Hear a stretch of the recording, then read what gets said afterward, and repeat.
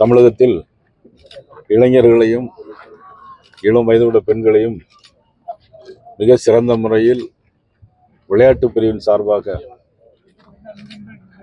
விளையாட்டு உடற்பயிற்சியின் சார்பாக அவர்கள் மிகுந்த ஆரோக்கியத்துடன் இருக்க வேண்டும் என்பதற்காகவும், தமிழகத்தில் விழிப்புணர்வு ஏற்பட வேண்டும் என்பதற்காகவும் நமோ யூத் ஃபவுண்டேஷன் மற்றும் தமிழக பாரதிய ஜனதா கட்சியினுடைய விளையாட்டு பிரிவு, டெடா அமைப்பு, இந்த மூன்று சேர்ந்து இன்று சேலம் மாநகரில் மிக சிறப்பான முறையில் இந்த மாரத்தான் போட்டி, ஆண்களுக்கு தனியாகவும் பெண்களுக்கு தனியாகவும் இன்று இந்த மாரத்தான் போட்டி ஆரம்பிக்கப்பட்டிருக்கிறது. பாரத பிரதமர் நரேந்திர மோடியின் பெயராலே நமோ யூத் ஃபவுண்டேஷன், தமிழக விளையாட்டு பிரிவு, பாரதிய ஜனதா கட்சி விளையாட்டு பிரிவு இதை ஏற்பாடு செய்திருக்கிறது. அந்த வகையில் இன்றைக்கு சேலம் மாநகரில் மிக சிறப்பான முறை இன்று ஆரம்பிக்கப்பட்டு தொடர்ந்து எல்லா மாவட்டங்களிலும் இது தொடர்ந்து நடைபெற இருக்கிறது. இதில் அனைவரும் கலந்து கொண்டு சிறப்பிக்க வேண்டும் என்று நான் தொடர்ந்து எல்லோரையும் வேண்டுகோளாக வைக்க விரும்புகிறேன். பிரதமர் தொடர்ந்து விளையாட்டுத்துறைக்கு ரொம்ப முக்கியத்துவம் கொடுக்குறாங்க. அந்த பிளேயர்ஸையும் சந்தித்து பேசுறாங்க. எந்த மாதிரியான மாற்றத்தை அடுத்து வர பெரிய போட்டிகள் ஏற்படும்? அதான் உலக அளவில் இந்தியா ஒரு வல்லரசு நாடாக மாறணும். உலக அளவில் இந்தியா ஒரு பொருளாதாரத்தில் முதல் இடத்திற்கு வர வேண்டும்.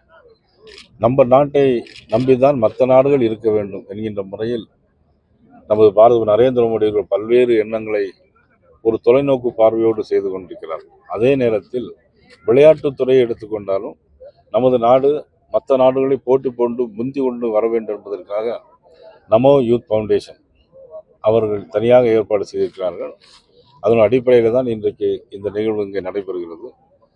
ஆக நாடு நன்றாக இருக்க வேண்டும் மட்டுமல்ல, நாட்டில் வாழ்கின்ற மக்களும் நன்றாக இருக்க வேண்டும் என்ற எண்ணத்தோடு நமோ யூத் ஃபவுண்டேஷன், நமது பாரத நரேந்திர மோடி அவர்கள் நமது நாட்டு மக்கள் மீது அக்கறையோடு இதற்கு ஒரு முக்கியத்துவம் கொடுக்கிறார்கள். 2 தினங்களுக்கு முன்பாக மலேசிய நாட்டுக்கு போகும்போது கூட, மலேசியாவில் போய் இந்தியாவில் எத்தனையோ மாநிலங்கள் இருந்தாலும் தமிழ்நாடு, தமிழ் மொழி என்கின்ற ஒரு எங்கள் நாட்டில் ஒரு மாநிலம் இருக்கிறது. அதனுடைய கலாச்சாரம் பண்பாடும் 5000 ஆண்டுகளுக்கு முன்பாக உள்ளது. அது மட்டுமல்ல, தமிழ்நாட்டிலிருந்து நிறைய பேர்கள் மிக சிறந்த நபர்கள் எல்லாம் இருக்கிறார்கள். என்னுடைய அமைச்சரவையில் கூட வெளியுறவுத்துறை அமைச்சர் ஜெய்சங்கர் அவர்கள், அதே போல வைஸ் பிரசிடென்ட் ஆஃப் இந்தியா நமது மதிப்புக்குரிய சிபி ராதாகிருஷ்ணன் அவர்கள், நிதித்துறையில் இன்றைக்கு மிக உலக அளவில் பிரசித்தி பெற்ற நமது மாண்புமிகு நிதியமைச்சர் நிர்மலா சீதாராமன் அவர்கள், இப்படியாக தமிழகத்தில் நிறைய பேர்கள் அவங்களுடைய பங்களிப்பை தந்து கொண்டிருக்கிறார்கள் என்று மலேசிய நாட்டில் போய் நமது பாரத பிரதமர் நரேந்திர மோடி அவர்கள் நமது தமிழையும் தமிழ் பெருமையும் இன்னைக்கு சொல்லி கொண்டிருக்கிறாங்க. ஆனால் தமிழ்நாட்டில் இருக்கக்கூடிய நமது முதலமைச்சர் மட்டும் ஒன்றுமே இல்லை, முட்டை, இந்த மாதிரி டபுள் இன்ஜின், மக்கர் இன்ஜின், இந்த மாதிரி பேசிக்கொண்டு இருக்கிறார்கள் தவிர 5 ஆண்டு காலத்தில் எந்த ஒரு நன்மையும், தேர்தல் வாக்குறுதி சொன்ன எதையும் அவர்கள் செய்யவில்லை என்பதை சொல்லிக் பிரதமரோட தமிழகம் வருகை அந்த திட்டங்கள் என்ன? ஒரு ஏற்கனவே 28ஆம் தேதி பிரதமர் மதுரைக்கு வந்து தேசிய ஜனநாயக கூட்டணியிலே பொதுக்கூட்டத்தில் கலந்து கொள்வதாக இருந்தது. ஒரு நாள் தள்ளி போய் 1ஆம் தேதி, வருகிற 1ஆம் தேதி மறுதினமே அவர்கள் அந்த பொதுக்கூட்டத்தில் கலந்து கொள்ள இருக்கிறார்கள்.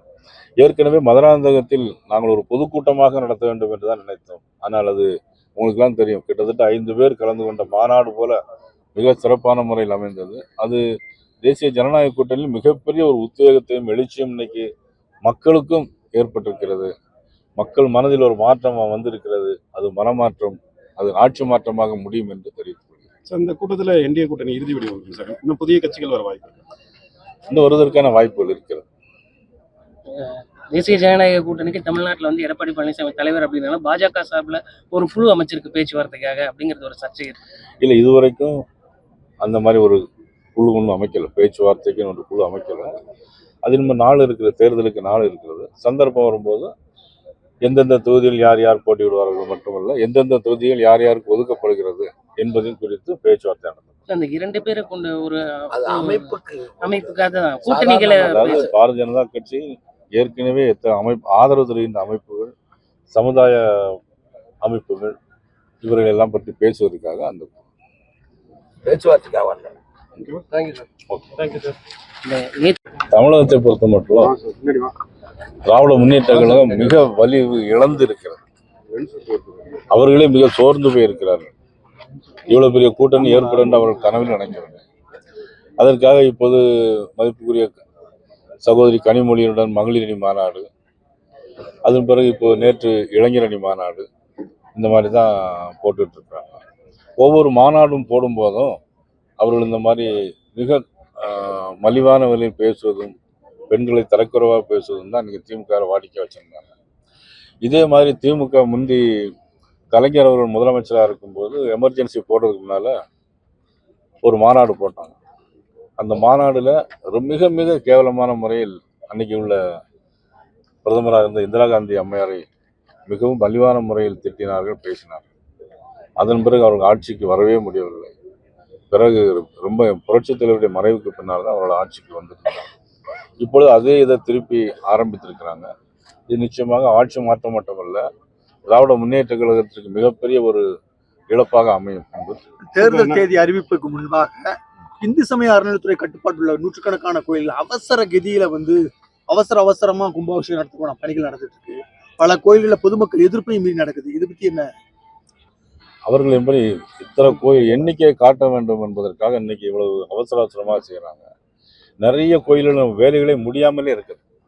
எண்ணிக்கையை கூட்டி காட்ட வேண்டும், நாங்கள் தான் அதிகமாக கும்பாபிஷேகம் பண்ணியிருக்கோம்னு சொல்லுவதற்காக அவர்கள் அதை செய்திருக்கிறார்கள். நிச்சயமாக அது தவறு. எந்த ஒரு கும்பாபிஷேகமும் பூரணமான முறையில் முடிவடையாத நிலையில் அதை அவர்கள் செய்வது என்பது அது அவருடைய ஆட்சிக்கு நல்லதில்லை. சார், இப்போ நடிகர் விஜய் இமிட்டேட் பண்ற மாதிரி நேற்று மாநாட்டில் ஒரு ரேம்ப் வாக்ல வந்திருக்காரு. கிட்டத்தட்ட அவர் நடந்த மாதிரி அதே மாதிரி ட்ரெஸ்லாம் போட்டு செல்ஃபிலாம் எடுத்துட்டு அதை எப்படி பார்க்குறீங்க சார்?